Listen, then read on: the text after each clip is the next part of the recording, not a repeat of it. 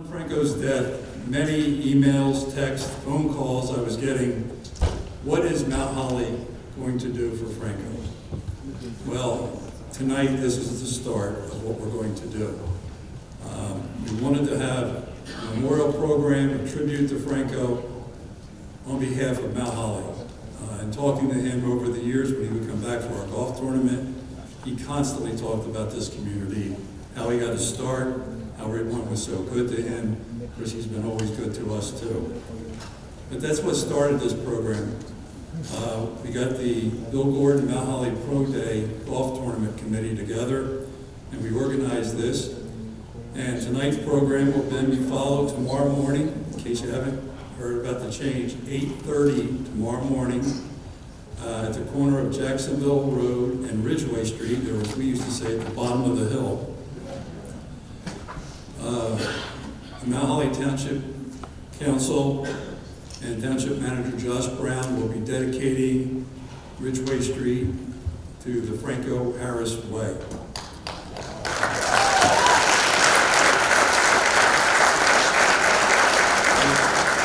The signs will be on High Street and Ridgeway, and they'll be at Ridgeway and Jacksonville Road.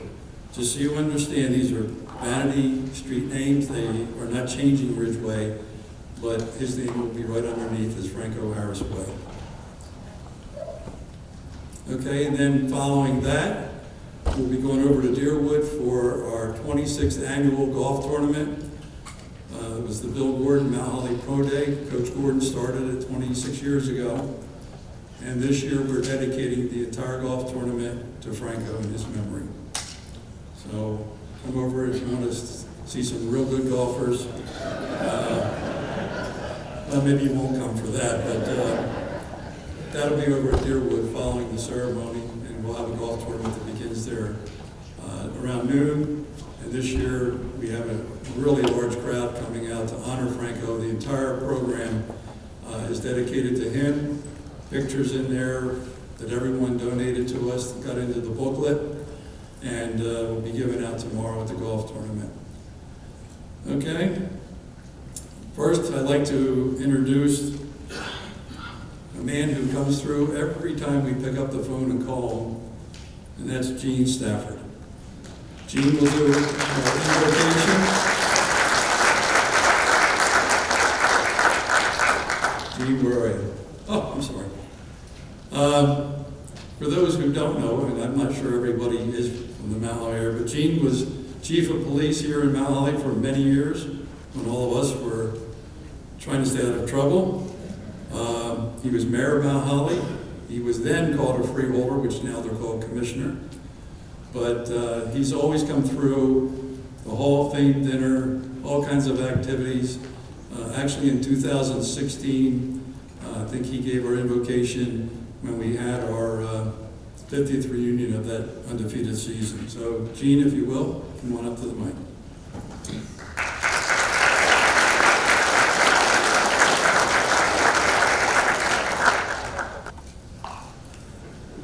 Good evening.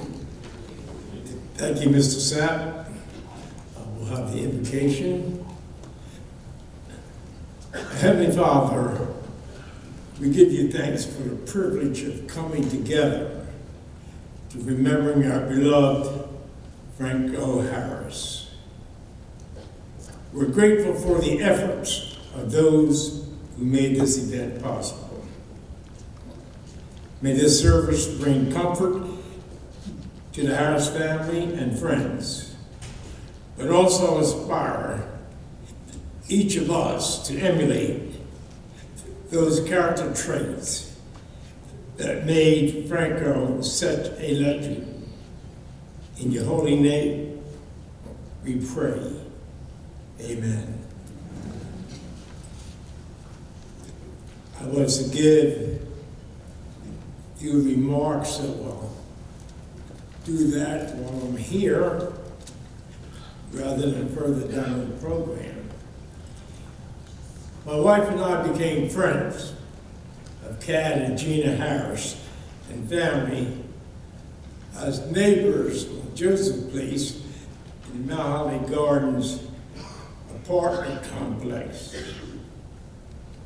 As a police officer, I would piggyback Franco and other neighborhood youngsters as I ran to keep in shape. The family moved to Ridgeway Street in Cadney because at football games, watch his sons play. I was blessed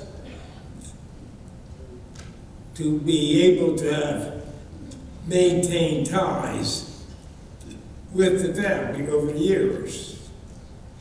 Also, having been able to attend several functions where Franco, Lydell Mitchell were honored, and individual recognition Franco received. Franco was a caring, wise, and humble person. He made you feel comfortable in his presence. I know that there's so much that I could say and others could say in great detail about Franco. But all of us knew that Franco knew who he was.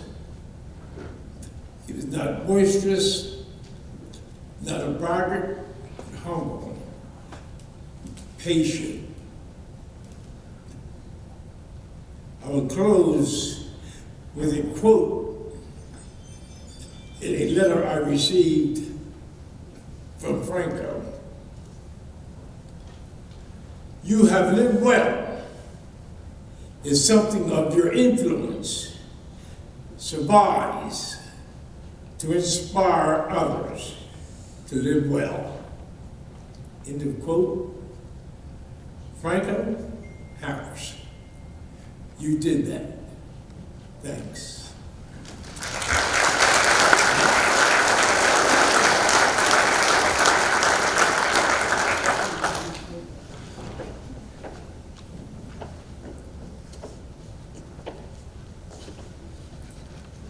Okay, our next group of speakers are entering the stage. This should be unique.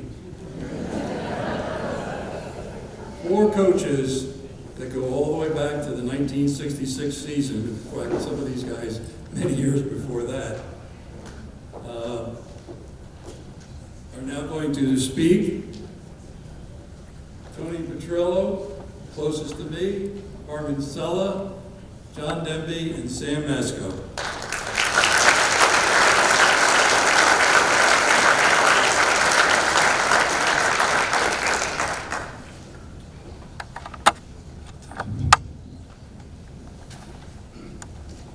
This is what's left of our coaching staff.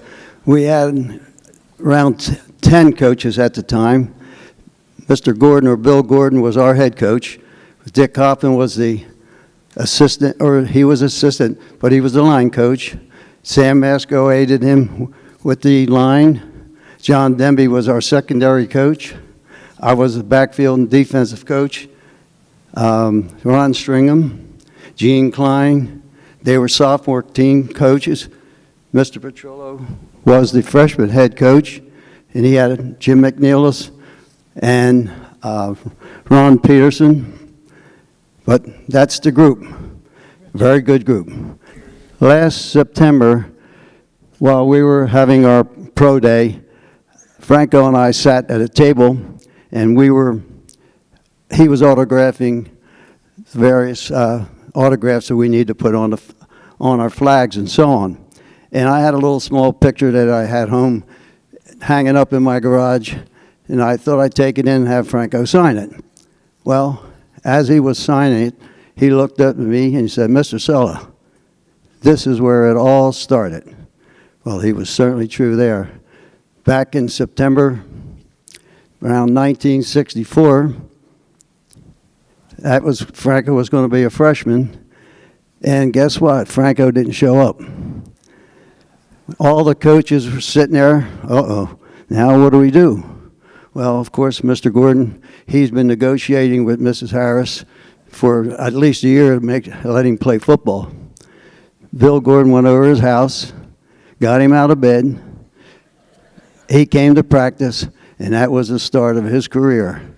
We owe Bill an awful lot for doing that, and certainly was the day we all appreciated. Things went up, the coaches, we lived like kings having such a fine athlete to go through our program. Mount Holly, the high school, we all enjoyed his life, and what a life it was. Thank you, Franco. God bless. Thank you.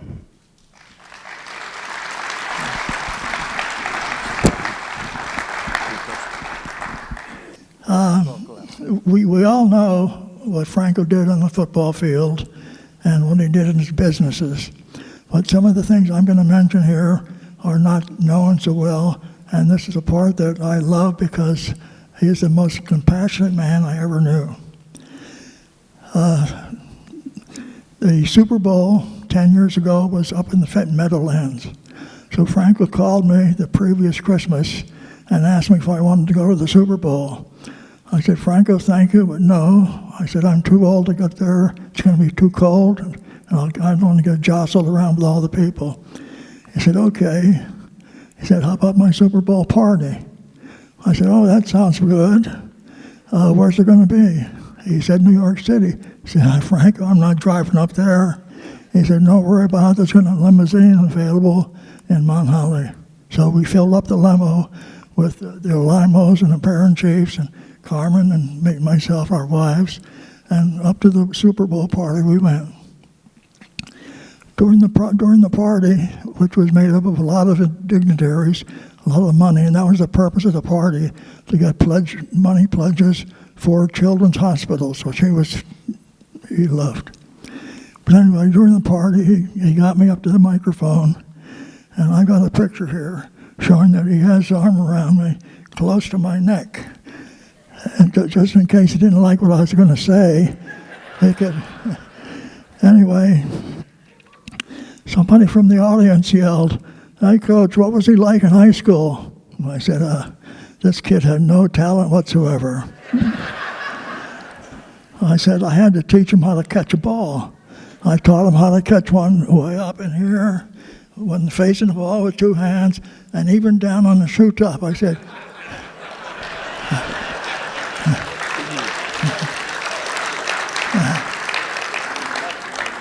said, get both hands underneath it, secure the ball, and run like hell. Well, he did. So anyway, that was the party. That was great. Then later on, years later, I used to drive in the Miss America parade. I drove in the parade 26 years. And this one time, the director of the parade asked me if I would not mind carrying a contestant, but to carry a little boy from one of these children's hospitals and his mother and another representative of the hospital. The boy was 6 years old. He had an incurable disease, and that was the greatest thing in my life. Anyway, it was raining during this parade. He was in my car in the parade, raining all the way down the boardwalk. And as we approached the convention hall, I told his mother, I'm going to stop this car, which you're not supposed to do, and I'm going to put the top down, and I want that son of yours to stand up on the seat and acknowledge the people that are up there in the bleachers. So we did that. The top went down, the kid got up on the seat, and what a thunderous ovation he got, which was great. Then after that, we continued to end the boardwalk, top went back up. So I started to talk to this woman in the back seat. I said, where'd you get all your money? Well, she told me from corporates, from athletes and all this. And I said, name a couple. And the first thing she came up with is Franco Harris. I said, no kid. I said, I coached Franco in high school. She said, no way. So she dials the phone number, hands me the phone, and I'm talking to Franco going down the boardwalk. Isn't that amazing?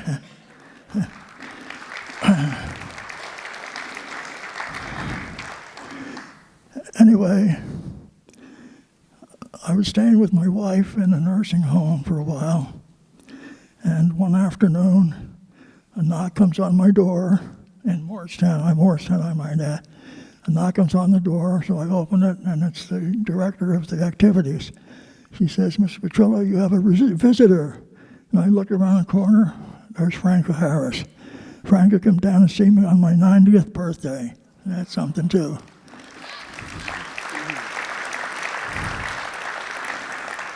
This is the kind of things that we don't know much about, but what he's done all his life. When the matron of our cafeteria staff, Nina Matson, turned 100, Franco was there. He's just an amazing man. When Franco's mom died, my wife and I, my son and I, and Giuseppe, it's Franco's brother, we all met up at Franco's house, sat around the dining room table. We were up there for over 2 hours, just discussing things. His mother came from Italy. My parents came from Italy, so we had to conversing, not in Italian, but little story here and there. And the last thing I have to say is that the 1968 class reunion was being held, and my wife, who had advanced dementia at this time, I took her with me. We sat at a table, and before Franco got there, when Franco got there, he came right over to the table. He sat with my wife, held her hand for over 15 minutes, just talking to her, consoling her, loving her. It was super, super time. And I guess that's about it. But remember Bob Hope's closing remarks? I'm going to say it here. Franco,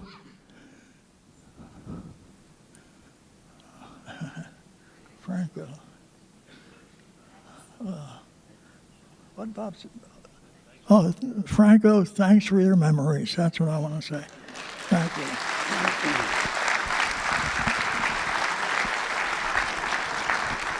Thank you.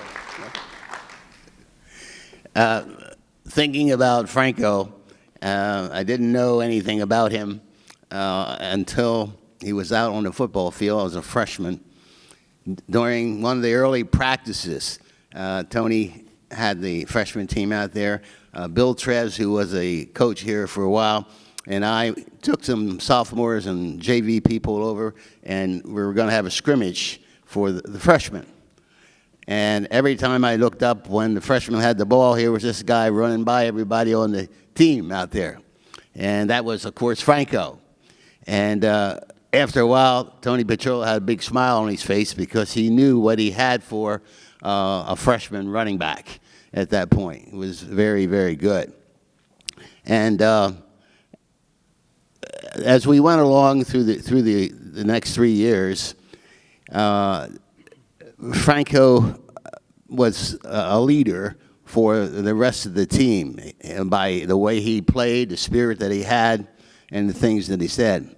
After a game, his sophomore year, we lost that game to a nearby school, and Franco said, and perhaps they had lost to the freshmen the year before.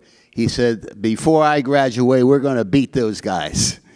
And so the next year was the 1966 season in which our team went undefeated. And he had a good day then and a lot of good days during that period of time. But he was one who encouraged the other players by some of the things he said to them and by the way he played. And that was a good thing. I recall once we were playing a team and we were having some defensive concerns. And Coach Bill Gordon said to me, "Do you think you could use Franco in one of those positions?" I said, "Yes, we could." So we put him in for several series on defense, which solved the problem that we were having at that point. And Franco went in there without anything saying, "I don't play that position" or "I can't play that position." He went out to help. And that's the kind of athlete that he was. One summer day, late summer, almost in the fall, I was out on the track doing some exercises, and he was there. He was still playing pro ball yet. He hadn't gone to their training camp yet. And he and I jogged and walked around the track a couple of times, and he talked about football, and he talked about life. And this was a good time to interact with him at that point. So he was good for that, and he was also a mighty one for his class, the class of 1968. And he was always supporting them with the things they were doing. I can remember the class reunion, and I think Tony mentioned some of that. He was there. He would take the time to talk to all the people who were there and have pictures taken and whatnot. So there wasn't a selfish thing in there. He was all out helping everyone. And I understand from some of the business that he was in, I don't have the direct things, but a lot of them helped children with the things that he did and the businesses that he had. So he was an outstanding football player. He was an outstanding person. I give my regards to the family with his loss, and hope that they will remember the good things that happened in the life of Franco Harris, and that would carry them through their difficult times. And may God bless them.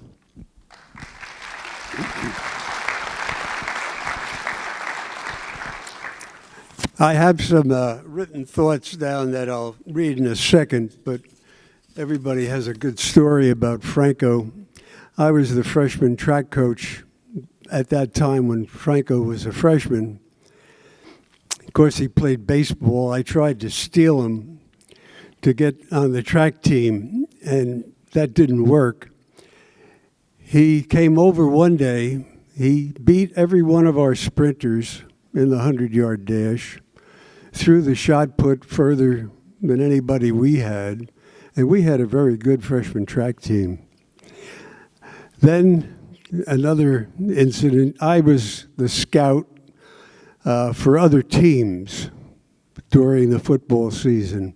I would go to Willingboro and follow their every game until they came to Richfield, or came to Rancocas Valley. And they had a very good football team. I believe they were undefeated until they came to Mount Holly. But at that time, the college coaches were here to see the fullback from what was Willingboro, I guess became Kennedy High School. After the game, which Richfield, I keep saying Richfield Park, that's where I wound up, Rancocas Valley.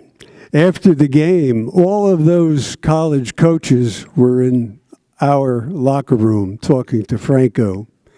That was the beginning, I guess, of maybe his notoriety. I'm not sure.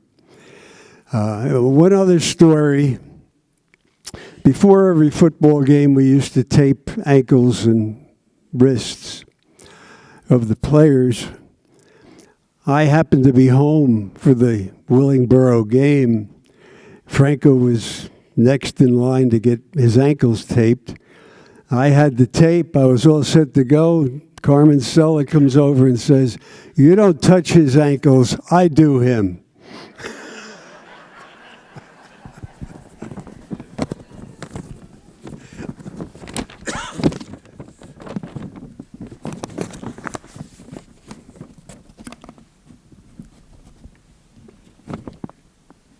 I would like to read the thoughts that I put on paper.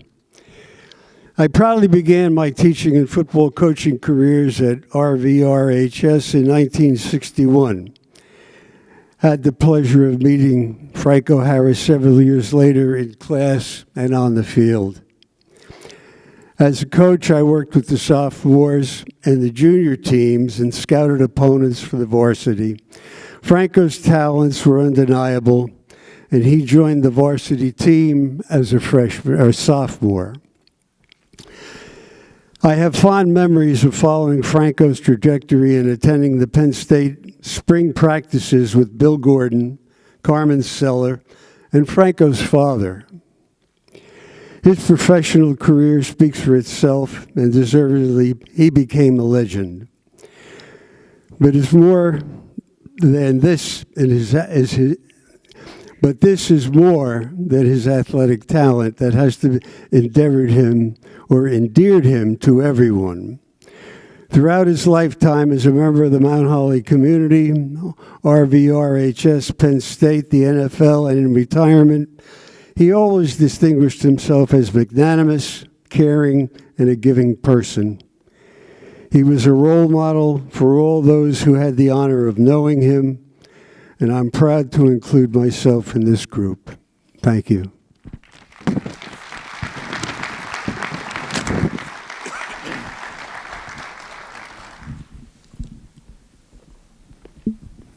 Remember how to get out? Get out of here, Zach. Yeah, you had to get out of here. Thank you, coaches, very much. Anybody remember him laughing? And things have changed over the 60-some years. We didn't have athletic trainers back in those days. Carmen Sella was the nearest thing we called a trainer. And I can still recall somebody like coming out of the game and saying, "Coach, I've got a bone sticking out my leg." Carmen said, "Loosen your belts, the wind's just knocked out of you." That was the extent of our training. Things have changed a little bit today. Thank you again, coaches. It's great to see those guys.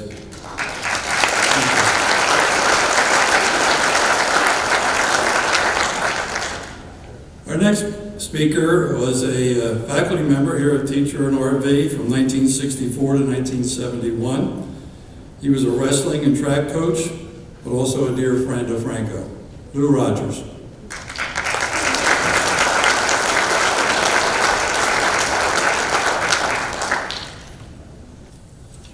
Good evening. I was going to start out by saying that other than Franco's immediate family, I've probably known Franco longer than anybody in here. But after hearing Gene Starr speak, I have to take that back.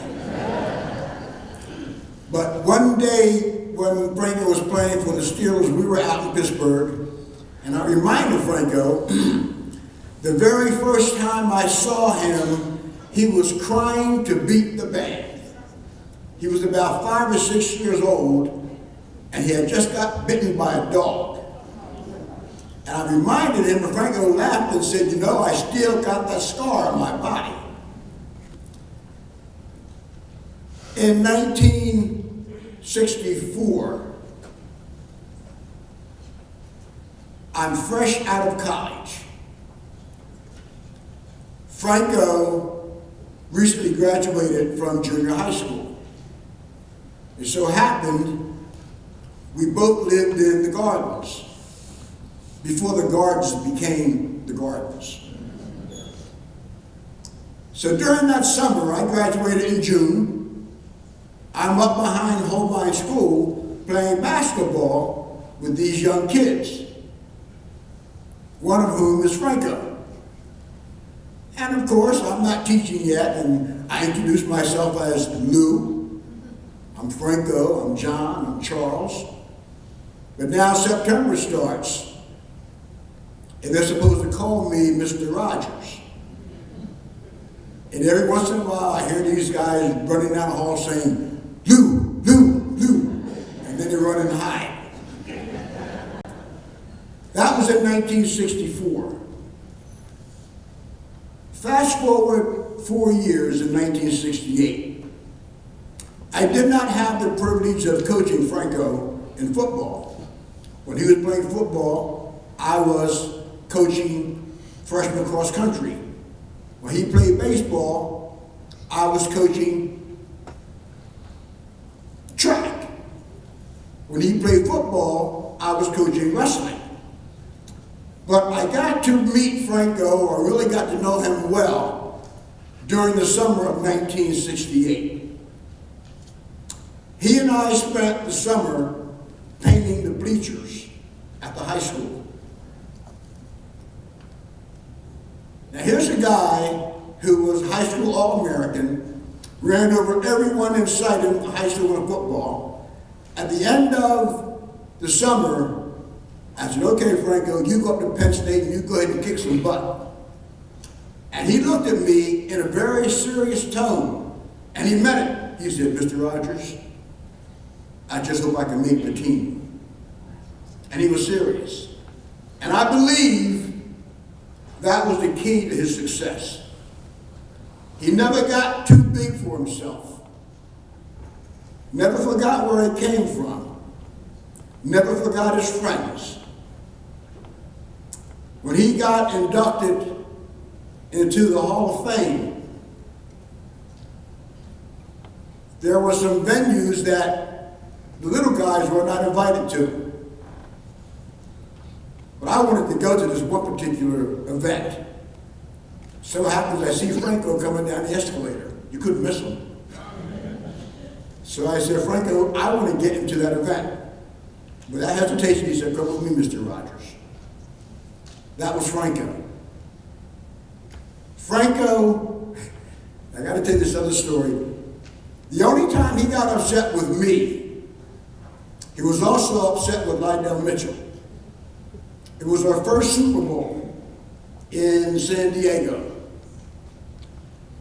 We had gotten to the stadium in a limousine. We all went together. But you know how big those football stadiums are and how many people are there. We got separated. And I turned my cell phone off. So did Lydell. So when I finally turned my cell phone back on, there's a voicemail from Franco. I don't believe you guys turn your cell phones off. You don't do that when you're with a crowd. He was really upset with me and Lydell because he couldn't find us. The next time we got lost was in Miami. Miami, it was beautiful every day. But this day of the game, it rained like cats and dogs. We got soaked. My wife and I got lost again. Didn't turn the cell phone off that time. Franco came and found us. This is the Franco we are here to honor tonight. He finally found us. We are all soaking wet, and it's pouring rain. It's miserable. This kid runs up to Franco and asks for an autograph. Franco stopped and gave the kid an autograph. And I said, Franco, we got to get out. I was hot. I was upset. But that was Franco Harris. He never forgot where he came from. He never got too big for himself. And I want to share something with you about the Franco that we talked about. Some of you, or many of you, or even most of you, may know the battle I've been fighting for justice for the last 10 years. Unlike many other people, Franco believed in the person he knew, not in the person people read about in the papers. A true friend, a person who was giving. My last conversation with Franco was via text. And by the way, during that time, he made at least 3 trips to Mount Holly and met with me and said, Lou, don't stop fighting and stay strong. in November of 2022, he and I traded text messages. I had just found out that they were going to retire his number. And I wasn't able to go, and I felt bad. I really wanted to be there to celebrate that time with him. I sent him a text, told him how proud I was of him, and that it was well-deserved. And I was just sorry that my wife and I could not make it. I'm going to close with this. This is the text he sent back to me on November 6, 2022. Said, Lou, thanks for the heartfelt message. I know you will be there in spirit. And to think, it all started in Mount Holly. Never forgot where it came from. Maybe we should have a celebration in Mount Holly in the spring. Stay well and look forward to catching up. Franco. Well, we're in Mount Holly, and it's in the spring, and we're celebrating. Thank you.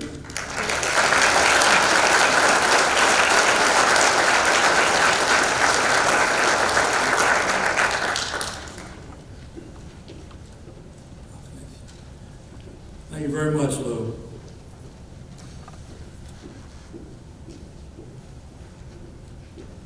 While we get ready for the next speaker, I'm going to do a little commercial business here. This year in Pittsburgh, at the Heinz Museum, it's called the Western Pennsylvania Sports Museum at the History Center. And the reason I'm going to bring this up, that if anyone's traveling this year for the entire calendar year of 2023, that museum was honoring Franco, and we here at the school sent some memorabilia out, the trophy from winning our league, some pictures and things. And when you saw the game footage as you came in tonight, pardon me, we sent that out.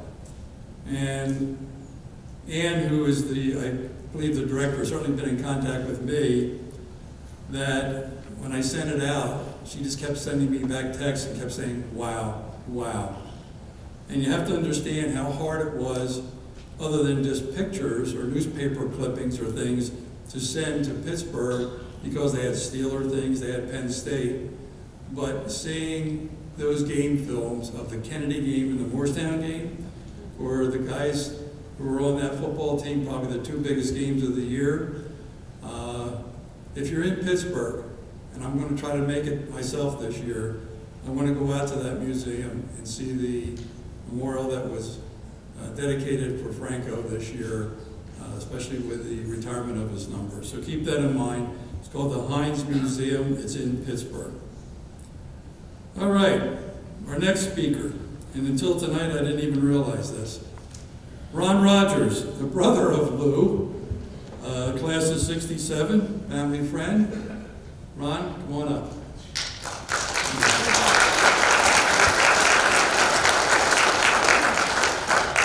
Good evening. Excuse me, I'm really not a speech maker. I got some cards up here. I hope I can follow. I've been waiting for the past couple of weeks since Bob got in touch with me. But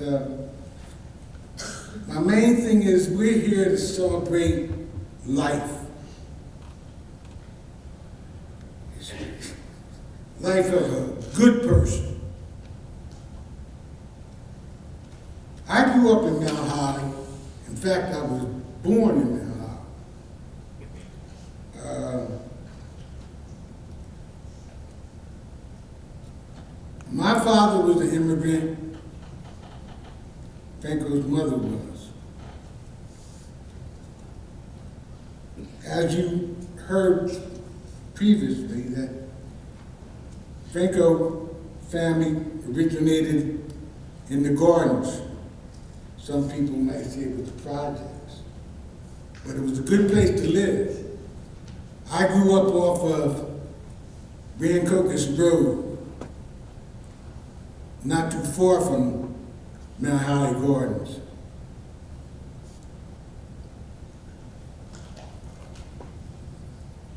I wasn't allowed to play sports because it normally took place after school. And coming up on a farm, my father said, you boys have to come home and work. You ain't got time for sports. Thank God for my mother. She somehow got me to try out for the Little League team. And my brother can tell you, he used to drive me to the practices when I was just small.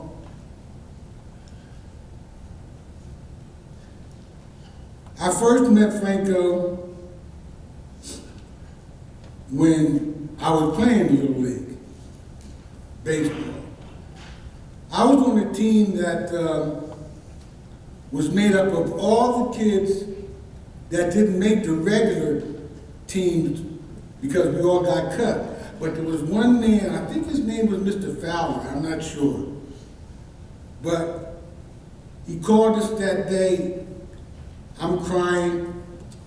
My mother answered the phone and said, there's a guy on the phone, wants to know if you still want to play baseball. I said, yeah.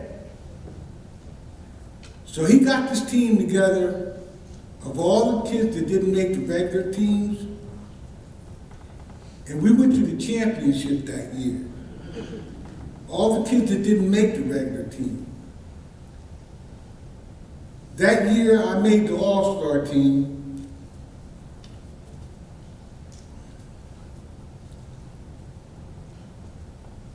And along with Howard Anderson, who also played football with Franco in high school, eventually, we played against the CYO team. Franco and his older brother Mario was on that team. They kicked our butts. But that started a long friendship I had with Franco.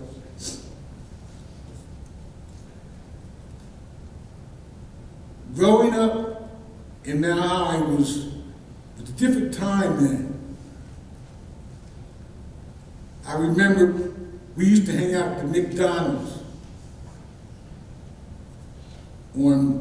at the time it was Burlington Mount Holly Road, now it's called 541 or something. Everyone used to go there after school and on the weekends, get yourself a hamburger, fries, and a Coke with $2 and get change. As we got older and I got my license, I used to pick up Franco at his house, and we go to the Pemberton Record Hop. That was when you can actually go somewhere and have some fun with teenagers and didn't have to worry about getting in trouble. It was in Pemberton near Fort Dix. We used to get gas for 24 cents a gallon. Can you believe that? And we would get into these record hops and have a good time. You never had to ask what you were doing this Saturday when you were going to the record hop. At that time, we had the prom in the gym. If you needed a boutonniere or a flower for your date, you went to Bob White's. No longer there. You got a tux, you went to Robbins. Those were the things, the simple things that we did when we were kids. As I got older, I had a son. And I said, I'm going to ask Franco to be the godfather. I called him up. I said, Franco, I'd like to be the godfather to my son. I'm going off script a little bit. I know it don't mean anything now, but without hesitation, he came in from Pittsburgh, and he attended my the christening with my son, with his wife, and that was very special to me. The fact that he never changed from when he was a child, teenager, young adult, and adult. When it came to friendships, he was truly a friend.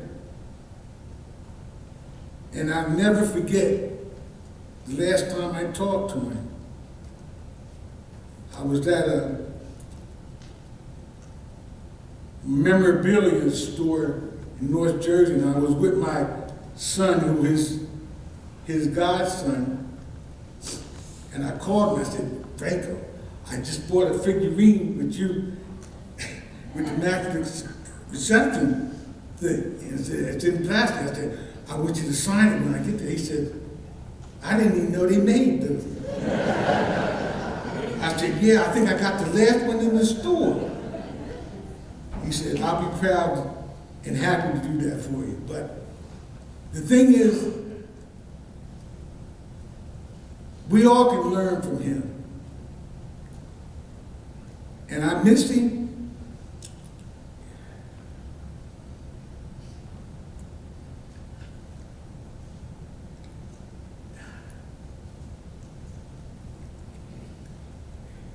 He was a very good friend. I wouldn't be big enough to say I was his best friend or he was my best friend, but he was a good friend. Thank you.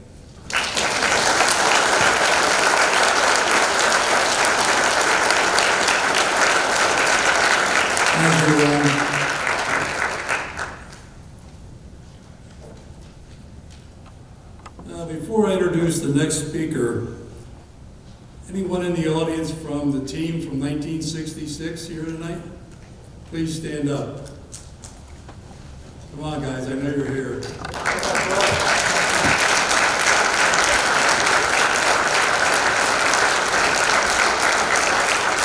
you guys for coming. To this date, still the only undefeated and untied football team in the history of this school. It's hard to believe.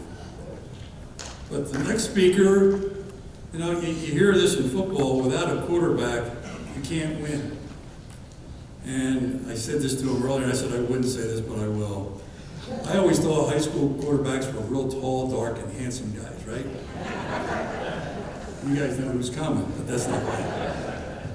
But he was really a good quarterback. If you watched on the film here earlier tonight, number 3 was the quarterback, a junior that year, who led us right to the undefeated season. I'm really, really glad and proud that he could make it here all the way from New Hampshire. I believe that's in the United States. I'm not sure where New Hampshire is, but Bobby Smith, the quarterback from that team, he passed for 6 years.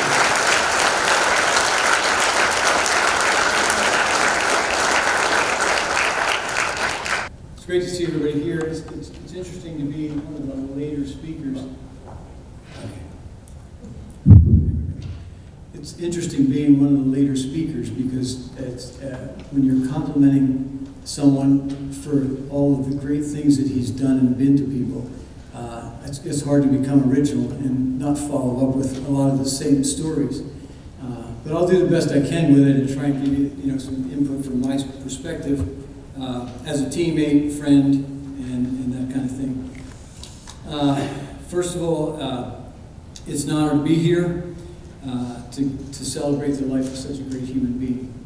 And I would like to express my deepest sympathy to Dana and Doc and the rest of the Harris family for their extreme sad loss.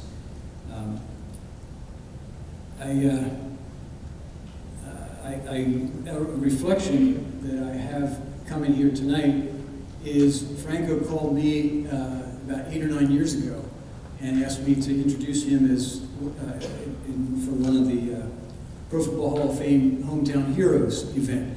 And so I was his introducer.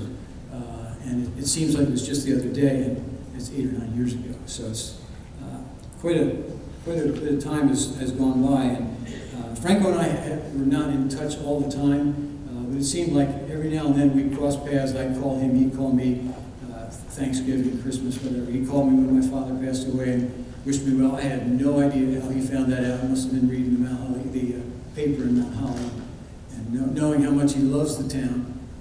He probably does keep up with all the news. When I heard of Franco's passing, I called Savvy, knowing his role at RV, and I just said, "I'll do whatever you need me to do. I'll do to help honor this great human being." And so here I am, and it's great to see people here: family, fans, friends, teachers, teammates, coaches, Mount Hollyites. Those people that are connected with RV in some way or other that knew Franco and understood what a great human being that he was. And as has been said already, Franco loved Mount Holly. When I talked to Bobby about coming down and trying to chip in and help in whatever way I could, he expressed the fact that Franco loved to be home, and Mount Holly was his home, and it was really an important place for him. Quick background on me: I went to Lumberton, or grew up in Lumberton. Went to RV, graduated in '68, and went to Delaware, played football there, graduated from there. And after the experiences that I had playing for men like that are sitting over there, and Bill Gordon and Dick Hoffman, and those Ron Stringham and Gene Klein and Coach Peterson, Coach Masco, Roy Ridgway, Stu Murray, so many of those people, Jim McNeilis, and there's those that have been introduced, Carmen Sella, John Demby, Bill Gordon, Dick Hoffman, of course. So because of my experience with them, I get into coaching. So I coached football for a bunch of years, probably 25, 26 years. And then I actually overlapped and coached baseball for a while. I coached baseball for 30 years, and I coached at the college level. So some of these plays that we were talking about, the Immaculate Reception and things like that, I played for that number of years, coached that number of years, and never seen plays like that. And so it's really thrilling to have some type of connection to it. I brought a can of beer. I took this from the Pittsburgh Hilton. I don't know if some of you people were there probably at the event, and I took it. It sits on my workbench, and I was thinking about what I was going to say tonight. And as I walked by the can of beer, I looked at the image of Franco carrying the football, and of course, and you see that picture there. And it gave an image to me that it was so exciting to me to see that, because I saw it so many times as I played football with Franco. And the image of him after he made the Immaculate Reception and was running down the sideline, he was getting every ounce that he had out of his body. And that type of running style was so familiar, and I've got chills right now talking about it. I get chills every time I see the replay of the Immaculate Reception. Few thoughts here, memories. Franco had the ability to get everything out of his body, and that's kind of what I'm talking about with the image that I see here on the beer can. The other play that comes to mind with Franco catching and running was, and I talked about this at the Pro Football Day for Heroes, Hometown Heroes. It was the Morristown game, and it was the end of our '66 season, last game, and we were playing Morristown at Morristown, and we were struggling a little bit and having trouble getting things going. And they scored. I think they scored ahead of us, and then they were going to kick off. And they took the football and instead of sitting it point to point upright like this, they set it flat on the tee, trying to kick the ball into the front line guys, hoping it would bounce off and they'd be able to get a recovery and change and keep their momentum going. Well, Coach Gordon had put Franco in the center of that front line, and most people would have seen the ball coming at that as a line drive, and they would have probably tried to step out of the way and try to avoid it. Well, not Franco. Franco caught it, and before they could react, he was past all of them, went for a touchdown that switched the momentum around, and we went on to beat Morristown to cinch the undefeated season. So that was another one of those special things that Franco was clearly capable of doing. I first knew of Franco when I was 12 years old. So having gone to Lumberton, I didn't know him because I wasn't into Mount Holly schools. But I was in the Little League system, and we were getting ready to play an all-star game against the CYO team, and I heard about this big first baseman. And I said, I saw him, and I said, yeah, he's a big first baseman. And Jeff, you're here. I don't even know what the score was. I don't know if we won or if they won, but it's just a lasting memory of that big guy is going to go to high school, and we're going to end up crossing paths probably there. And sure enough, he was on the freshman football team, and our coaches, Coach Petrillo, Coach McNeilis, and Coach Peterson, were basically trying to kind of sort out who could play the game. They didn't know anything about us, so they wanted to kind of figure out who was tough enough to play and who could handle that kind of thing. So we did a lot of tackle drills, and so I was with the offensive backs, and all the freshman offensive backs were all together, and so I weighed about 135, 140 at the time, and I'm lining up, and we had two lines, and the first guy up in each line, one carried the ball, one was the tackler, and so on and so forth. After I went one time, I got to the back of the line, and I thought, I better check and see who I'm going to go against next. So I'm standing in the back of the line, kind of counting who the next person is that I'm going to line up with. And sure enough, it was Franco. And it was either Franco or John Cummings, or at the time Timmy Kessler was playing in the backfield, and I'm trying to tackle these guys. And I learned quickly that it was really good to have Franco on our side. And I think the Roonies found that out too in Pittsburgh. So that was another story I wanted to share. A little bit about Franco the person, as far as the way I knew him. He loved music, he loved to sing, and I kind of learned that over the years of being around him so much with playing football, basketball, and baseball together, traveling on buses and locker rooms and stuff like that. He followed at that time he was following several of the Motown groups like the Temptations and Smokey Robinson and the Four Tops and the Supremes and groups like that. He also liked to go to see their concerts. A group of guys would usually go together and watch some of those concerts.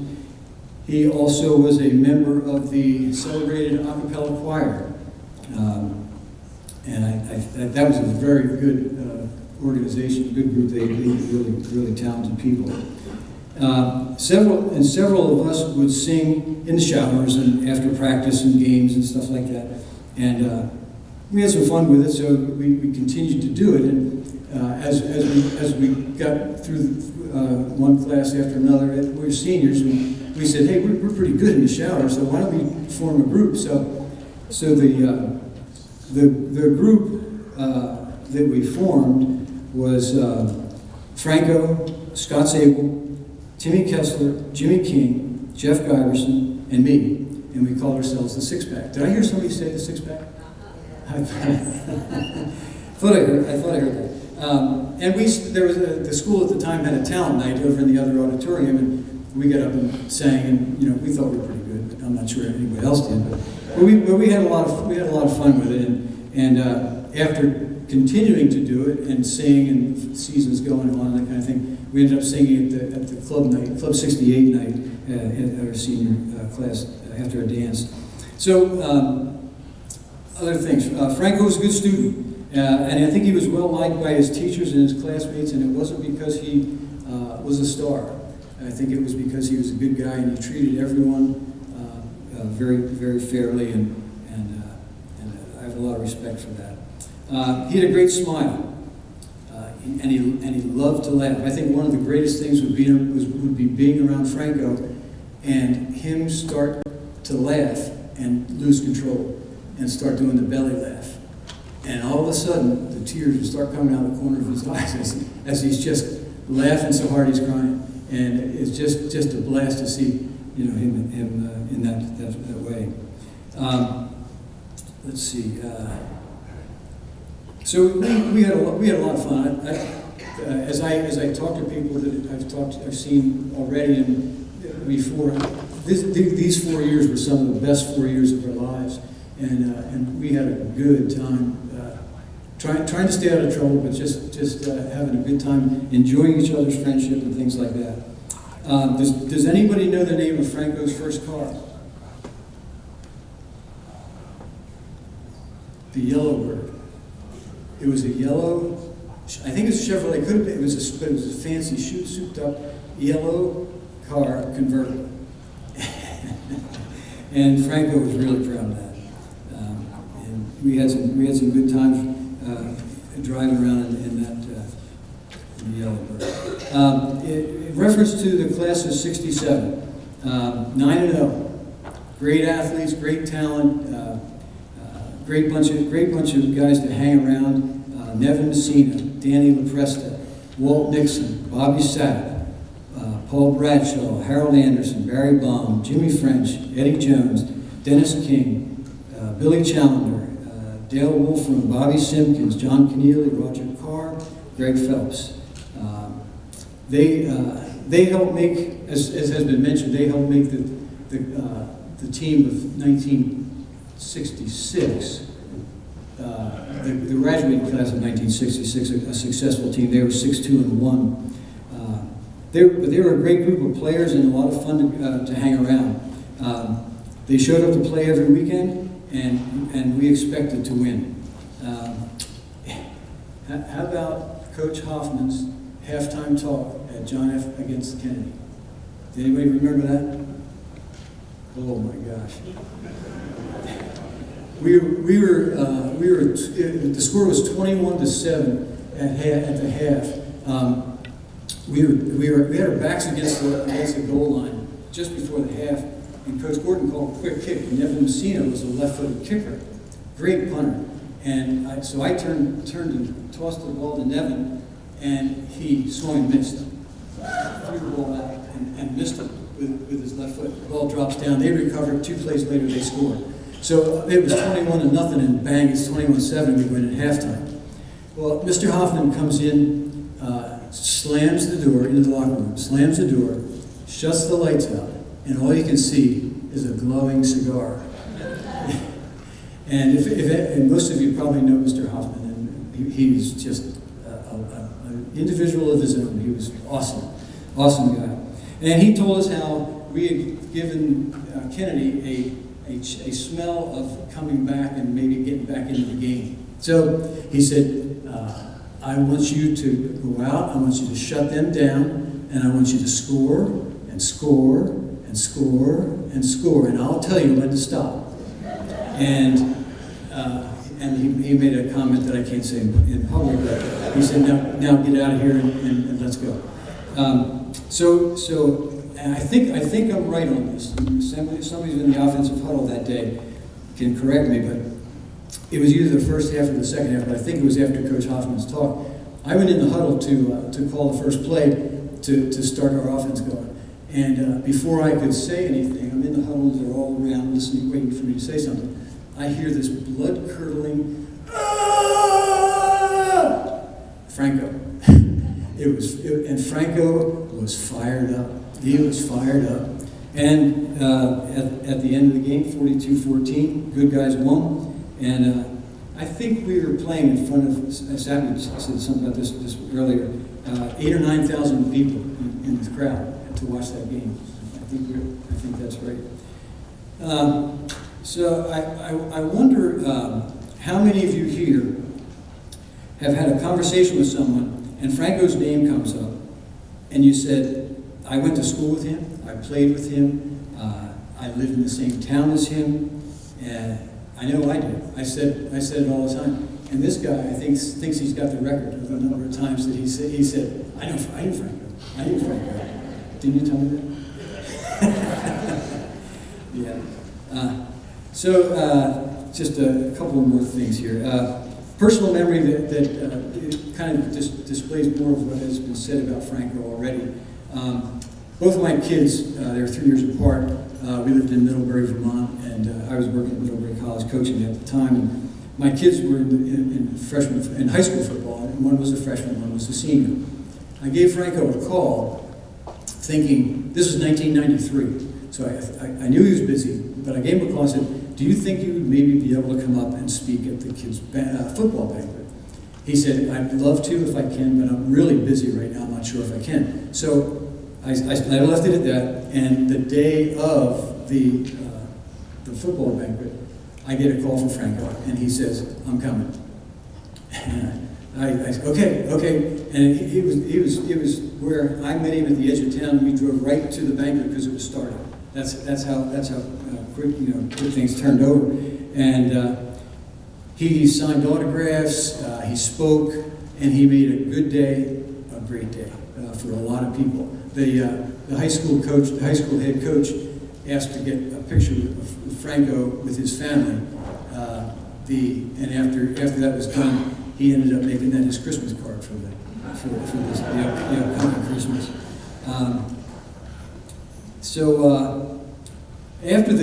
After things were over, I said to Franco, let us, as my wife Judy, and she was a class of '67 also.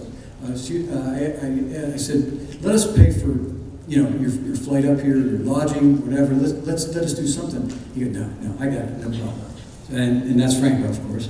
And so I said, well, let's go out and get some wings. He loved wings. And so we went to a little place called Mr. Up's, and we're sitting there, and two guys come up and ask for autographs. And he graciously starts to sign the autographs. And while he's signing, one of the guys says, I'd like to ask you, did you, and before he could get the rest of the words out, he said, yes, I did. And I'm glad people kind of recognize what that was. And for those that didn't know what that was all about, it was asking about the Immaculate Reception. Did you really catch the ball and that kind of thing? So it was a pretty fun thing to experience there. I was a member of the class of '68, and I feel like it was a great and happy bunch of people. And I'm not talking about just the athletes. It was just a great group of people. We had a lot of fun in 4 years there. And our football team comprised of Richie Byam, Tommy Moran, Jimmy Tomeno, Kevin McCartney, Donnie Hawkey, Herbie Bloomstrom, Greg Mizuko, Timmy Kessler, Frank Hope, John Cummings, Jimmy King, Steve Croshaw, Danny Copperthwaite, Al Urban, Ben Stoppy, John Chittister. And if I missed someone, I'm sorry, but I went through the yearbook and I was making sure, I thought I made sure I got everybody. And like I said, our class, it was a lot of fun, and we won a lot of football games. Our class actually won a lot of games in a lot of sports. We were pretty good in basketball, baseball, track, cross country, wrestling. So we were a pretty solid team. I'd like to say one shout out to a few of the '69 class that helped support my class as we were seniors. Jeff Giverson, Louis Brown, and Dennis Eakey were guys that contributed to our success. We weren't quite as good as the class of '67's class, but we had a lot of success. A couple more things about Franco. I never saw him big time anybody. He always had time for others, and was always very patient. And I watched him at our 50th class reunion as he made his way around, as Coach Petrillo and Coach Demi were talking about earlier. And everybody he saw, he met with a smile. He was very gracious, gave them all the time that they wanted, and he just circulated, and it was really special to watch. At the end of the night, there was a group of us sitting around one table. It was Franco, Ben Stoppy, I think you were there. Richie Byam, I think you were there. A couple other guys. And the lady in charge of the staff, the wait staff, came over and said, would you guys mind moving? Because the staff would like to finish up cleaning up and go home. And we all, of course, we said, yeah, I jumped up. And I noticed Franco got up and walked over to the wait staff over in the corner. I don't know what was said, but I watched him reach into his pocket and give them something that thanked them for their work, their patience, and just wanted to show his appreciation for them. And that kind of gives the example to me of who Franco was. He was never too big to talk to someone that wasn't, near the status that he was. And he was a down to earth, good human being. He set a great example for me. I was blessed to have Franco in my life. Like I said, he was a great influence on me in many ways. I'm a better person because of him. The humility and compassion that he displayed while being successful was an example for all, and I believe a big reason that we're all here tonight. So I would just say, God bless Franco, and God bless Franco's family. Thank you.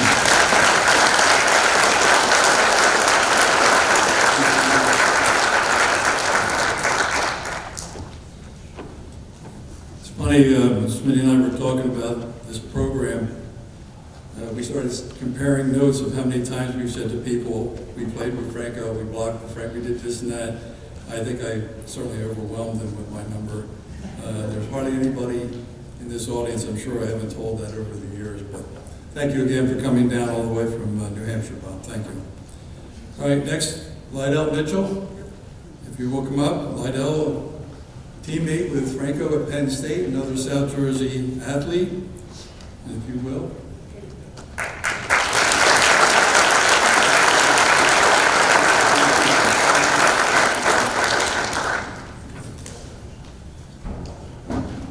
And Danny, you thought I talked a lot, didn't you?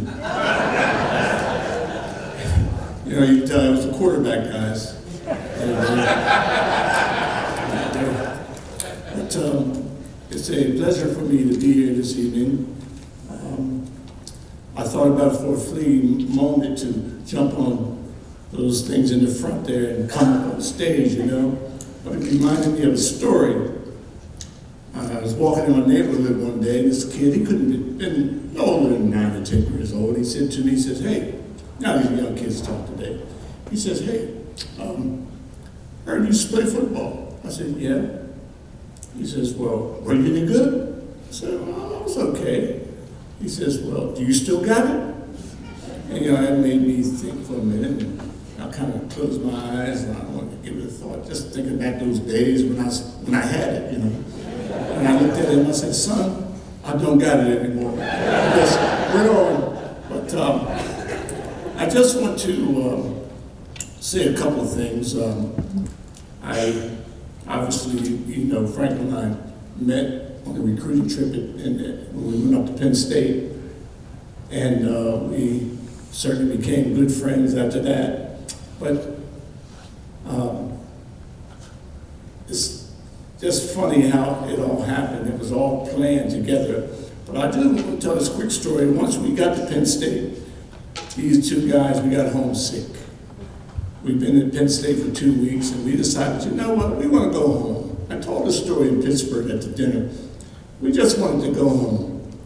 So Franco and I got on the road, and two smart guys from New Jersey, so we thought, and we're hitchhiking. Back in those days, you could hitchhike and people would pick you up.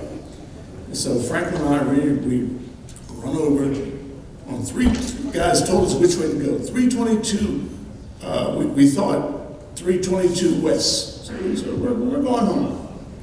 And if any of you know about anything about Penn State, in order to come back towards Philadelphia, you got to go 322 east. So Frank and I, we're hitchhiking, and this guy stops, he picks us up, and we run and get in the car. He doesn't say anything yet. So maybe about 5-10 minutes later, he said, where are you guys going? He said, we're going to New Jersey. He says, I think you guys have to get out and go on the other side of the street. My point is this here. Franco was destined for Pittsburgh. Isn't it amazing? Back then we were trying to get to Pittsburgh. And so the guy had to tell us to get out of the car and go the other way. And so way back then, we got drafted, and Franco was crying to me in the locker room and says, man, you know, you're going to the Baltimore Colts, and they just won the Super Bowl, and here I am going to this lousy team, never won anything. You know, you're so lucky. And of course, you know what happened. They won 4 Super Bowls, and my first year with the Colts, we go 5-9. The next year we go 4-10. The next year we go 2-12. You know, so we're on this slide. Anyway, Franco was destined for Pittsburgh, and what a wonderful ambassador for the team. And to me, probably the greatest player that ever played for Pittsburgh. Still, there's no doubt about it. But I'm almost finished here, but I do want to do one other thing. Back in 1998, we started a little small dinner called the Immaculate Reception Dinner. And there's a lot of people who came up for this event tonight, and I don't think they're going to get a chance to speak.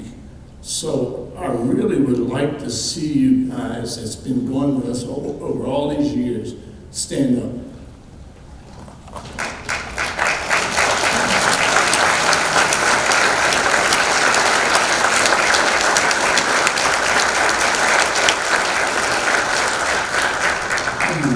And thank you very much. I would like now to introduce Franco's family and siblings, and Daniela.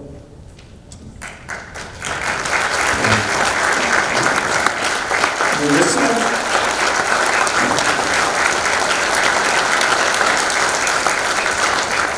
Amara. And Kelly.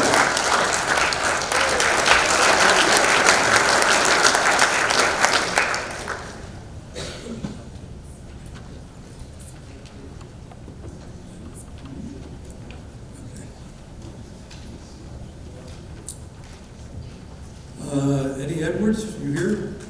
Come on up, Edward.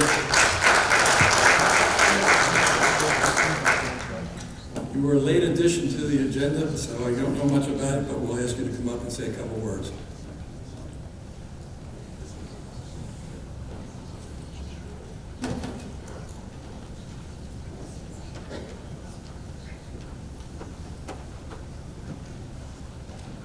I'm going to keep this brief. I'm a fill-in because my father, who was a good friend of Franco, was supposed to be here, but my mom had surgery this morning, so he couldn't be here. And I didn't get his notes, so I'm a son of a broadcaster, so we'll see if I can ad-lib a little bit. You know, it's an honor to be here.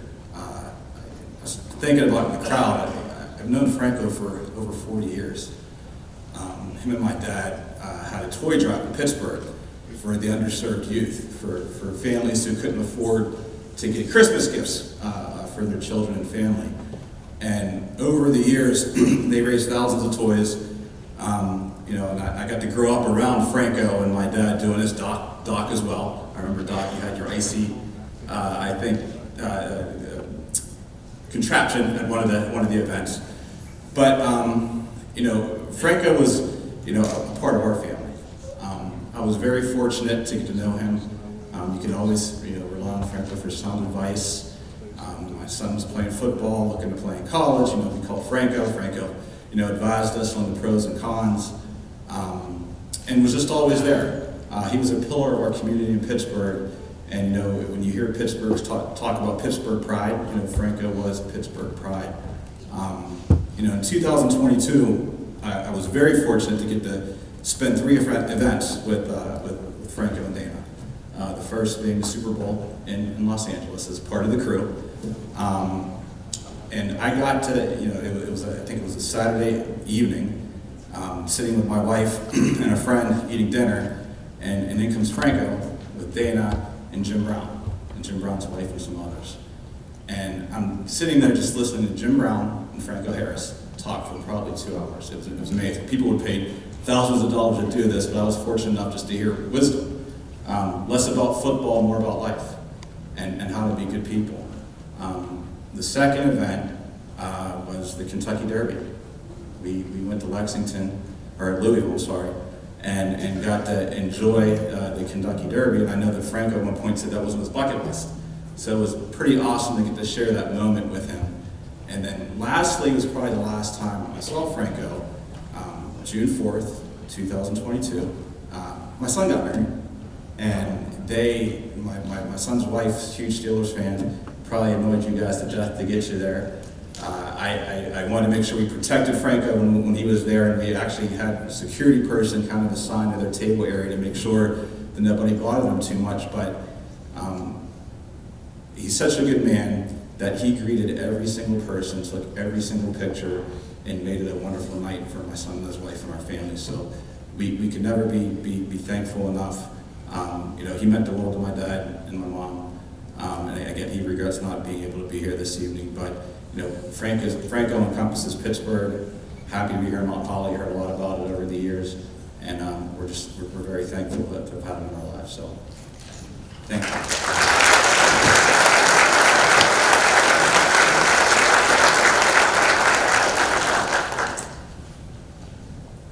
All right, we're down to our final two speakers. Before I introduce them, I do want to thank RV Board of Education for letting us use the Performing Arts Center this evening.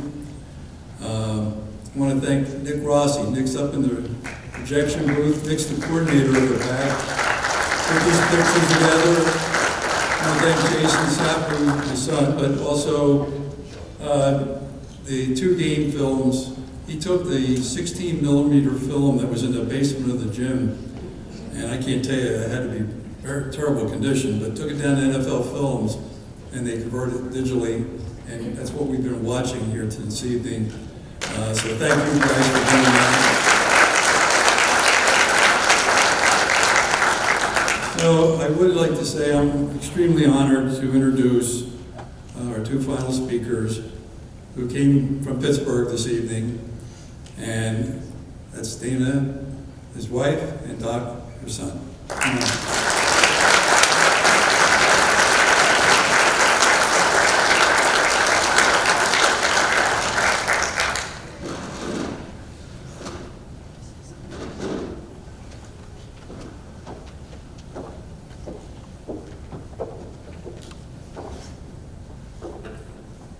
Thanks for coming out, everybody. I appreciate that.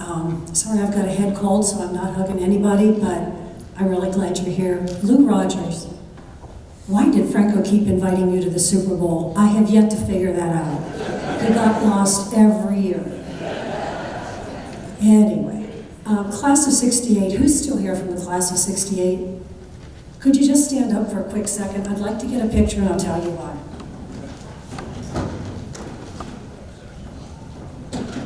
Everybody wave.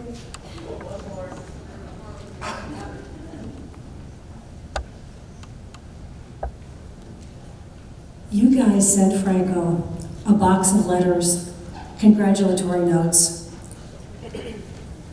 He got it that very day. And he was horrible about opening gifts. He wouldn't open anything. I couldn't wait to open things. So I opened that box, and it was beautifully engraved on the top. I said, Franco, you've got to look at this. Look at how lovely this is. Because I will say before I finish, he talked about you people all the time. Actually, all of Mount Holly. No matter where we went. Yeah, I'm a Jersey boy. I'm from Mount Holly. He spoke of you all with such love and reverence and pride. Class of 68, about where you all went to school, he must have named a dozen just off the top of his head. So I opened the first one, and I can't tell you whose it was, but I said, look at this, it's a whole box of congratulations. That was absolutely the most beautiful thing I think that he's ever gotten. The look on his face didn't say, aren't I special? It said, look how special you are. So when I look at these photos, and I look at everybody here, And I think Smitty said it best, it's hard to say something new or original about Franco. You didn't really get to know him, you got to experience him. And that was the one thing he could do that I've never seen anybody else do. And I've been around a lot of people because of him, and I stand in the back and I watch. He made everybody feel like they were at home. And it didn't matter if you were the little beggar on the street or some CEO who thought you were really all that in a bucket of chicken. He treated everybody the same, with dignity, with respect. And we were kind of making jokes back home, you know, with everything social media, and that wasn't Franco, but we would do it together, and we'd throw a joke in now and then or whatever, but we were talking, his passion football team, he has a ladies, a regular football team. If you were to watch these women play, you wouldn't know from a distance, guys or girls. But they said, can we do hashtag be like Franco on all our social media? So I'm going to say to all of you, when you're doing it, I'm not good at it, but some of you are, I'm sure, just do hashtag be like Franco, and maybe bit by bit, we can make it the world as he saw it. And he only saw the good in people.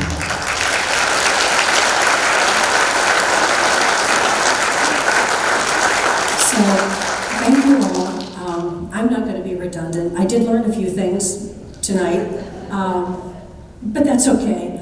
But if you just look at this, and you look at the love in his eyes, how much he loved life, loved living, and now it's up to all of us to go on and spread that, and just do one kind thing a day. Who knows? We might give back to Franco just a little.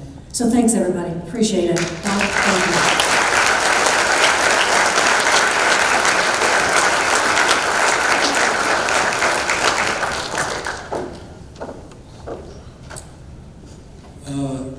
Alan, Aisha, if you will come forward, we're going to have a closing song. Are they here? Okay, while they're setting up, I also want to thank the Bill Gordon Mount Holly Pro Day Golf Committee. We are honoring Franco tomorrow at the golf tournament. The entire program is dedicated to him. It's our 26th year. And don't forget, tomorrow morning at 8:30, it's been a change, 8:30, not 9. They'll begin the street dedication and to be known as Franco Harris Way, right at the bottom of the hill, Jacksonville Road, and Ridgeway Street. Okay, if you will, come on up, please. Hello, everyone. I'm Aisha. I'm Franco's niece. It's an honor to be here. For all those of you who have seen me a bunch of times, I've always loved singing with my uncle. So this has been very special and very sad at the same time. But happy to be here. Happy to see class of 68 and to meet everybody here in Mount Holly. So hello, hello. We've got Alan Harris here from New York. Hello. As a young boy of color, there wasn't many people on the screen, in media, in print, in my school books, or in authority, except for my father, the priest, or Sidney Poitier, or Jim Brown you saw on the screen, Dr. J, Martin Luther King. There's only a few images of people of color that my father never admonished. I remember when Franco Harris would come onto the TV, my dad would hush everybody up. Shut up! It's number 32. No, my dad was a football player himself, so was I. Little my wildest dreams I would ever meet this man. I'm another celebrity. I've traveled the world. I've met everybody who, from Hollywood celebrities to CEOs of companies, record producers, on and on. There's an ego that's involved with that job, I understand. I have one myself. But one night, a girlfriend of ours, Pat Hall, was having a birthday party in Sag Harbor. She said, Alan, you need to come on out. We just got back from Istanbul. She said, come on out. I want to meet someone. I said, oh, here we go. Another night with a celebrity talking about all the Rolexes and So we're getting ready to have dinner. She says, no, just wait, they'll be here in a minute. And there coming down the stairs was this larger-than-life man that I used to watch. I only played football, but just be an image and an icon to people in Pittsburgh, where my father and grandfather were born and lived. I walked up to him, and like most, I was maybe, I'm not gonna tell my age, but I was young. I remember grabbing his hand, and this is what I said to him: I will do. I will do. That's what I said, literally. I was taken back. So I looked at Pat Hall and I said, that Franco Harris. He said, yeah, I know. He said, my birthday, I want you to meet him. Now, those of you who know him, family, whatever, there's a myriad of questions that people shoot at him. How was the game? How was it being a celebrity? He bypassed all that, and this is what he said to me. How are you doing? I said, fine. I heard a lot about you. Oh, thank you. And by the way, is there anything that I can do for you? Please tell me. And that was my relationship with him. A person beyond celebrity, beyond the gridiron, a person who looked at every individual as a human being. I love him for that. And with that caveat, he also brought a friend of his who was the same, Lado Mitchell. Hello, Lado. So, I was going to do a song for her birthday, and I said, what song should I do? And he blurted out, Unforgettable. I said, really? He said, can I sing it with you? I said, oh, come on. Do I ask to play football with you? I was getting familiar with him. He said, no, I can sing it. I said, all right, let's do it.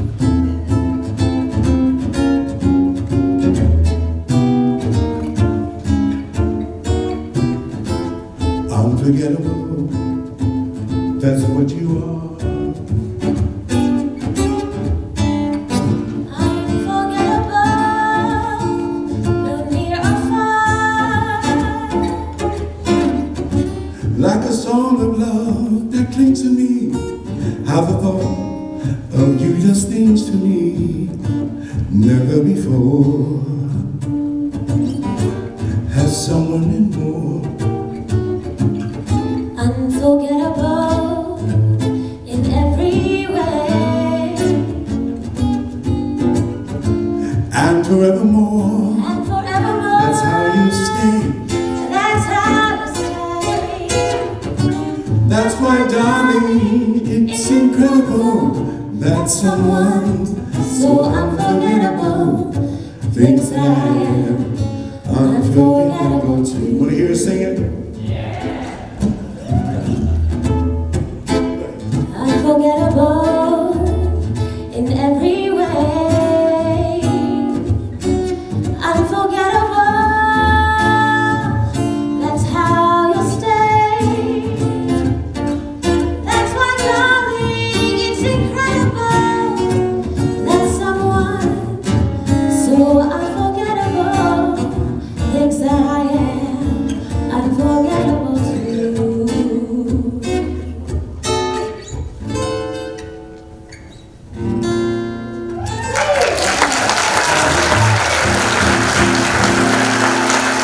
That's a lovely news. I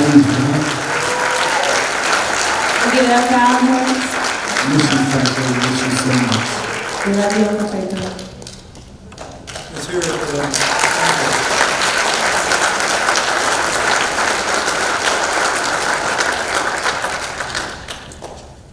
you. Well, we've come to the end. I think it was very important that we always understood we were here tonight to honor Franco, basically Mount Holly saying farewell.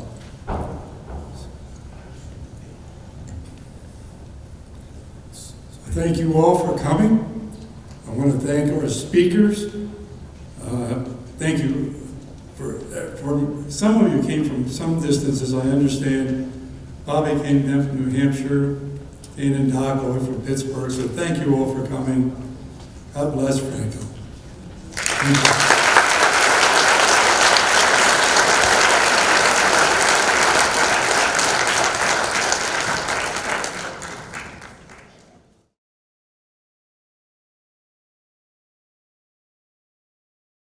My name is Jim Loeb. I'm the communications director here for the township.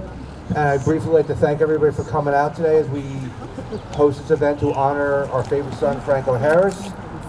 We will have a few speakers here talking about the life of Franco and his activities and achievements both here in Mount Holly and abroad. After which we will unveil a sign in his honor, as well as a declaration from the township and the county. To welcome everybody, I would like to introduce the mayor of Mount Holly, Christopher Banks.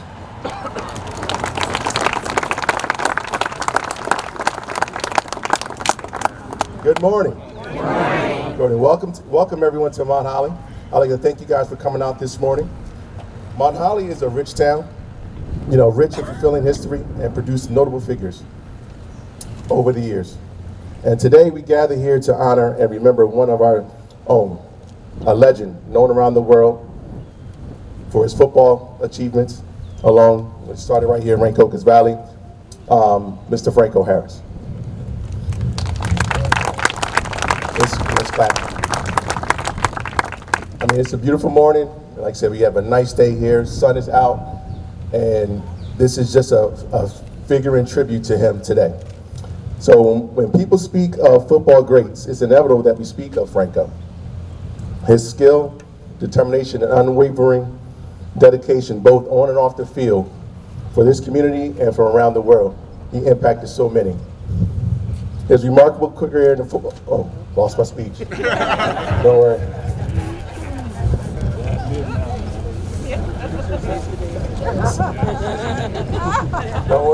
Don't worry, we'll figure this out. That's good. I'll use the mic as a weight. It's funny, after I comment on the weather, then the wind blows. But like I said, to honor his remarkable career in the National Football League, he inspired many generation of athletes around the world alike, mainly here in Mount Holly. He has so many heroes that inspired him, and he inspired so many others after him. And most people know him from his days here at Rancocas Valley, but that's here in Mount Holly, but also people around the world know him from his most famous Immaculate Reception. That play go down in history as one of the greatest plays ever, and it's from our own favorite sons, Franco Harris. And growing up, I've heard of Franco Harris. Growing up in the city of Philadelphia, I heard of Franco Harris. I did not know he was from Mount Holly at the time. And but knowing the impact, because I lived in the city of Pittsburgh, and knowing the impact that he's made amongst everyone was amazing. And then for me to have full circle to come back here and live in Mount Holly and be in this position, it's amazing to me. And just to honor him today, I'm truly blessed and honored to be here talking about Franco and that situation. So I'm going a little bit off script a little bit, so just bear with me. But today we celebrate his accomplishments not on and off the field, but we want to recognize, him for everything that he's done. Franco's a man that never forgot where he came from. His roots ran deep in this community of Mount Holly and surrounding communities. His tireless efforts on behalf of our community will never be forgotten. That's why we're here to honor him today by unveiling his name, renaming his street in honor of him. On behalf of the town council and all the residents of this wonderful town of Mount Holly, we'd like to bid you and join us in honor not only this hometown hero, but his spirit of the community has bound us all to be here, to gather here today. Thank you.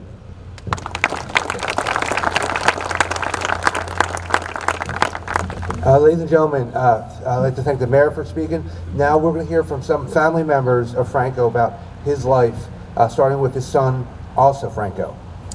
Franco? All right, Tom.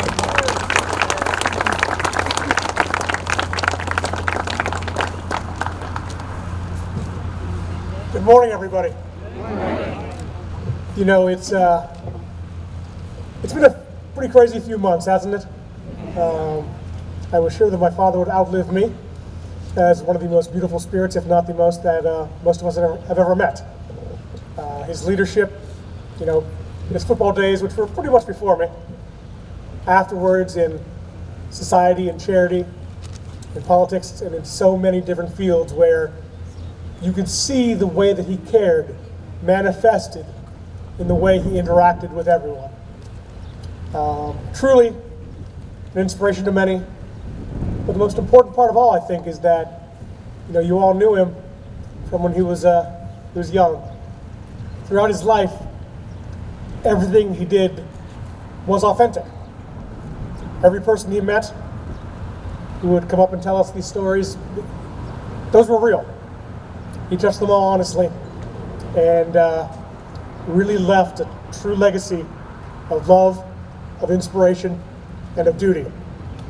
So, we are very honored to have Mount Holly, the state of New Jersey, change this to Franco Harris Way. Like my mom said earlier, we feel that every street in Pittsburgh should be named the same way. But thank you all very much, and take care.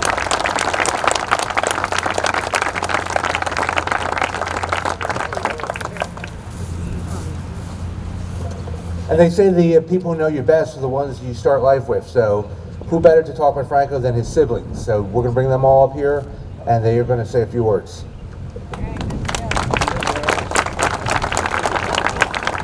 So I'm Luana, Franco's sister, baby girl of the family. And it's just so nice to see everybody here today to honor Franco, who was a great brother, a good friend, a confidant, a mentor, and I miss him dearly. I miss him very, very, very much. We were very close.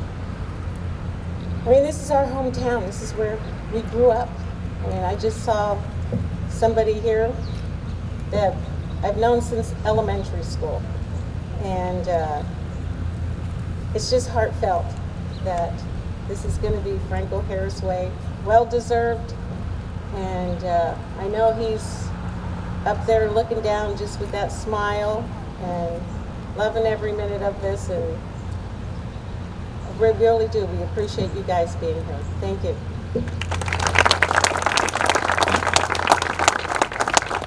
I'm Marisa, and I'd like to say thank you to Mount Holly and to everyone who made this possible. Such an honor, such a celebration of Franco, who was truly a deserving person of it. Everyone who knew him knew what a wonderful, kind, gentle, wise human being he was. So thanks again, Mount Holly. We love you for this, and this is where it started, and this will always be home. Thank you.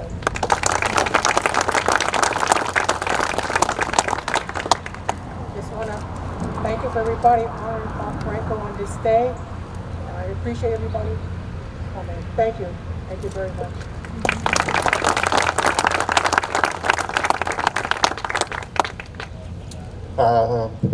I am Franco's youngest brother, as probably most of you know, although Marisa told me she looks the youngest. So, a lot of this stemmed from the Immaculate Reception, which is, the greatest play voted in NFL history.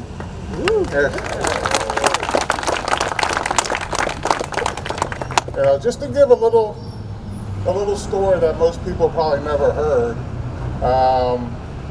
is that during that game, me and my brothers were watching, and with 22 seconds left, everyone saw Stabler run for a touchdown. Everyone thought it was over. My mom was watching the game in the other room. So with 22 seconds to go, she turned off the TV. Yeah, she turned off the TV, and she was Italian, she loved her Italian music, and she put on Ave Maria. That's right. 20 seconds later, we started screaming in the other room that Franco caught the ball and scored a touchdown, and the Steelers were going to win the game. I went screaming to my mom. I was a little kid then. I said, "The Steelers are going to win." She goes, "I put on the Immaculate Reception." I know.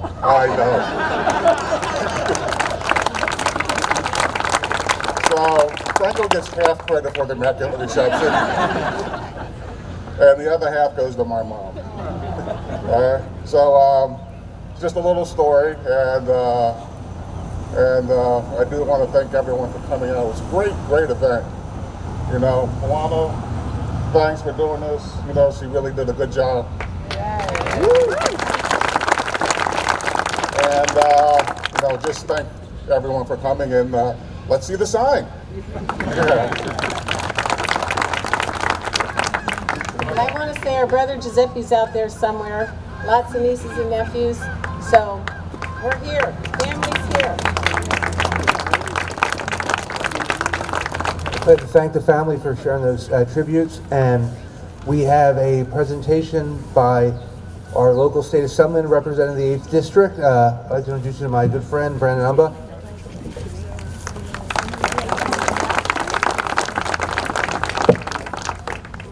Well, today's a great day for the Mount Holly community. As we know, Franco's known for that play around the country, but in this community, he's known for the impact that he gave to inspire the youth of Burlington County, and most especially Mount Holly, to believe in their dreams and to go for their dreams. And that's what he's going to be known for to this community more so than anything else. And today is a great day for us to honor his commitment to not only this community and recreational sports in this community, but to his impact to those young people. And on behalf of Senator Stanfield, Assemblyman Teresi, and myself, I would like to present the family a joint resolution signed by our Speaker and our Senate President, and thank them for sharing Franco with us so that he can live on through generations. Thank you. Thank you, Assemblyman. Now we're going to hear from one of his good friends and a fellow athlete, Lydell Mitchell.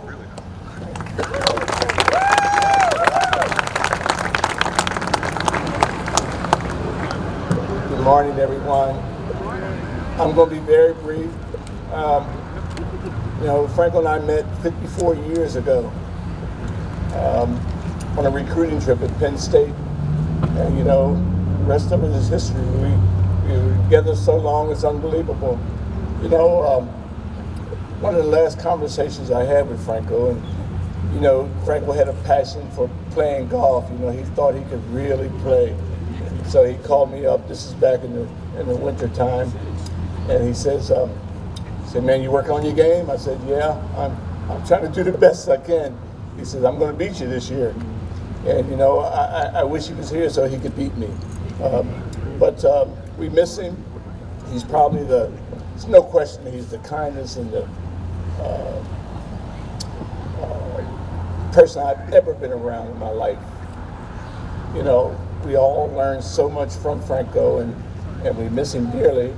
And what a beautiful day today. And we're going to go out and have a great time playing golf in his honor, and just have a blast today.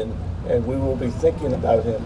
I just want to say, too, that we have so many friends come from around the country to celebrate with us today. A lot of people who, for the past 25 years, we had a big dinner at the Super Bowl that we would do, and a lot of them are here. So I guess, again, I want to thank you guys for being here, and what a wonderful morning, and we're going to have some fun. So I thank you very much for this tribute to Franco.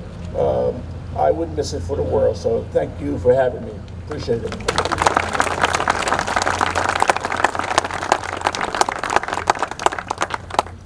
And as I said, many people said it already, it all started here. So we're going to hear from two of his fellow teammates from the RV high school football team, Carmelo Casilla and Bobby Smith.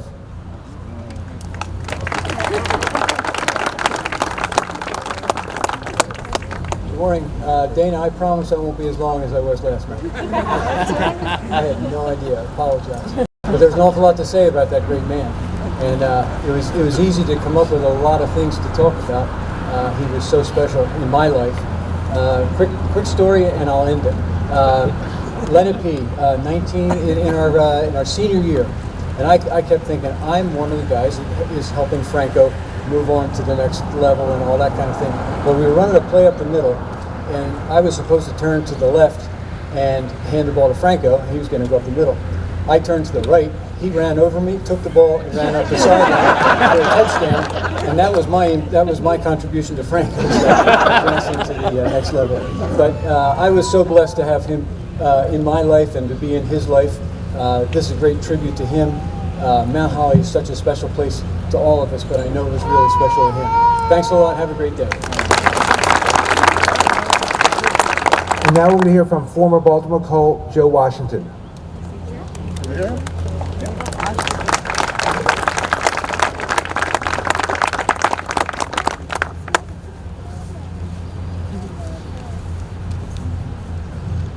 You know, I like, everyone else have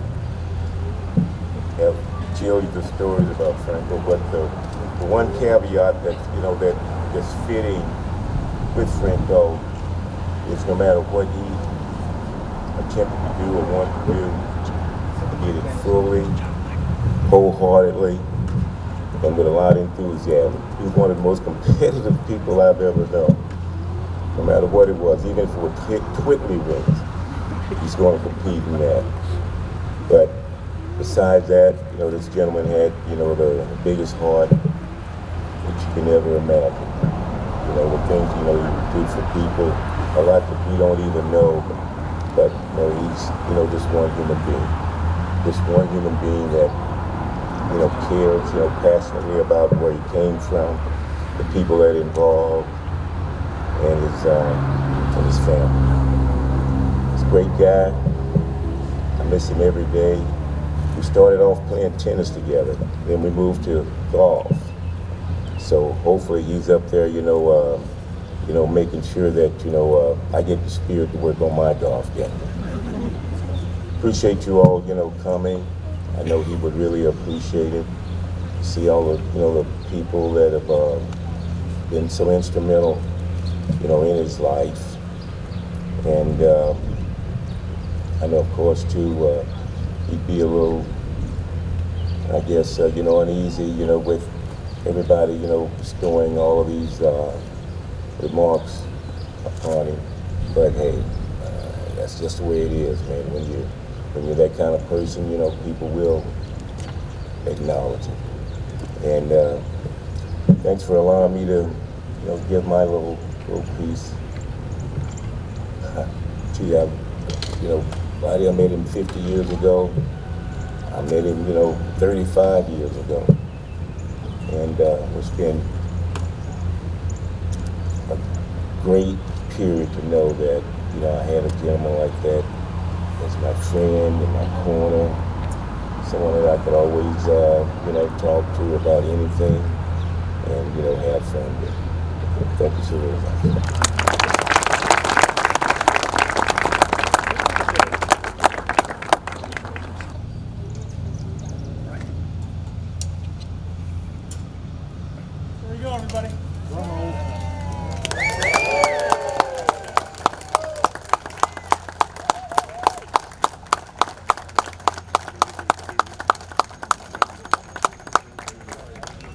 So I want you all to know one thing. I am the real fan of the Pittsburgh Steelers. Born and raised out in Pittsburgh in a little town called Charleroi, Pennsylvania. I grew up in what they call the Mon Valley. I went to a Catholic high school that's no longer around called Mon Valley Catholic. And our football coach actually became a part of the Steeler organization later on. I attended St. Vincent College from 1972 to 1976 and tried real hard to play football for 4 years. And I got to tell you, he showed up in 72, a bunch of us showed up in 72, and we couldn't wait to get down to the sideline to watch them start practice. And all the comments that were made about this man, he was magical. And I get choked up because you just knew the first time they gave that man a ball in practice that the Pittsburgh Steelers was going to be something different from that day forward. And they were. I can't tell you the impact that he had on my life. I had two sports heroes growing up as a child. It was Roberto Clemente, and he was my second one. So I got to tell you, I met my wife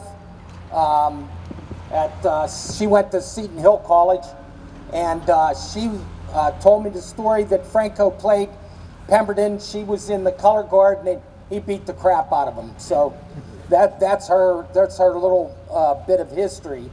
And for me, all I could do was wait to come to training camp, because we got there our first week of training camp was there last week.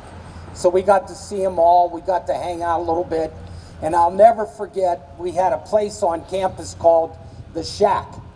And I got done working out, came over, and Franco and a couple of the other players were sitting. And I said, hey, do you guys want something to drink? And they said, yeah. I went up, so my only claim to fame is I bought him a Coke, I think. That was it.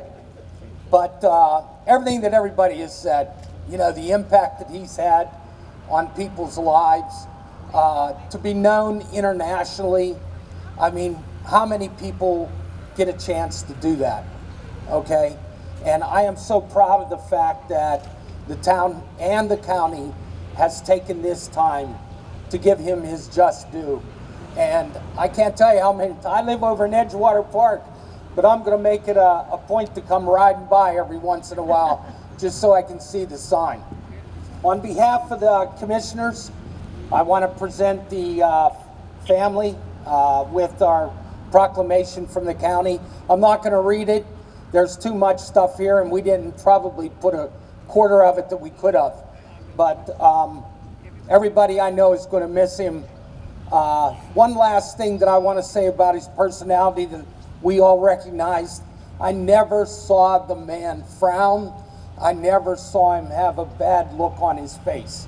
Even when he came off the practice field with a bad practice, he always had a smile on his face. And that's the way I always remember him. Thank you. All right, I'd like to thank everyone for attending today's ceremony. I'd like to thank RV High School, the principal, for allowing us to use their lawn. I'd like to thank Public Works, Mount Holly Public Works, for putting the sign and, you know, installing the sign. I'd like to thank everyone that had a participation, Mount Holly Police Department, you know, for help keeping this organized. Also, I'd like to thank the county commissioners for coming out too as well, for giving a proclamation. I'd like to thank the superintendent of our Mount Holly schools as well, Mr. Mungo, for allowing us to still, you know, gather here too as well by changing some schedules. I'd like to thank, special thanks to the Harris family for coming here and doing all the things that you guys do and just giving back to keeping his spirit alive here in Mount Holly and around the world. Really appreciate you guys for doing that and being here as well. I'd like to thank everyone that's in attendance. We had a lot of events over these last few days honoring Franco Harris and his class of 1968. I know they come strong and they here. And we'd like to thank them, along with everyone else that's from this town or out of town, traveling here to Mount Holly. We'd like to thank you for stopping by here as well. We really appreciate that.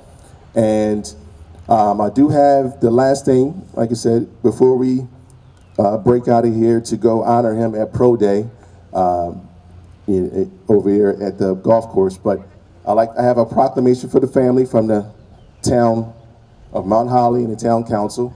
Do I have my council members here? So on behalf of the Mount Holly Town Council, we do have a proclamation that we want to give to the Harris family.